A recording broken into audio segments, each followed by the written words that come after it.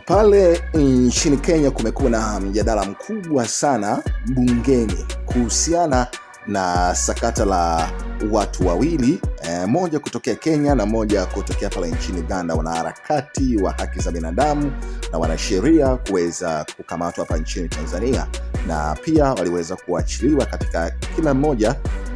katika maeneo ya mipaka. Sasa kilichotokea ni kwamba bungeni kumekuwa na mjadala mzito sana kuhusiana na rais wa Tanzania ambaye ni Mama Samia hapo nchini Kenya. Sasa kulikuwa na tuhuma nzito, baadhi ya wabunge wakilalamika kwa kile alichokifanya Mama Samia, lakini viongozi wa serikali wa bunge la hapo nchini Kenya walikuwa wakimtetea Mama Samia na kuweza kuwaonya Wakenya kuacha tabia mbaya. Nakwambia habari izimana, tabia mbaya, kuisema serikali ya Tanzania vibaya, kwa sababu ni serikali inajitegemea na iko independent na inafanya mambo yake, na vyovyote watakapoamua kufanya, kwa sababu wamezoea kufanya pale nchini Kenya, basi kitakachowakuta hakitowahusu tena serikali ya Kenya. Hao ni kwa mujibu wa viongozi wapo nchini Kenya ndani ya bunge hilo. Majira juzi bwana, kikao kilikuwa ni kizito kwa kweli, ilikuwa ni ugomvi mzito ndani ya serikali ya Kenya, wengine wakitaka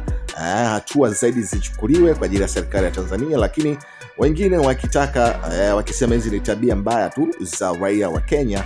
dhidi ya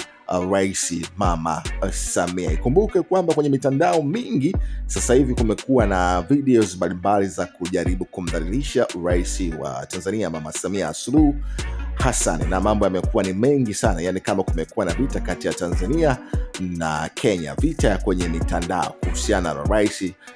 Samia na matukio ambayo yaliweza kutokea, na yote chanzo kikubwa ikiwa ni kuhusiana na sakata la upinzani la Tundu Lissu kuweza kupewa kesi ya uhaini. Tunaendelea kufuatilia kwa karibu tukio hili, tutakuletea kitu gani kinachoendelea hatua kwa hatua.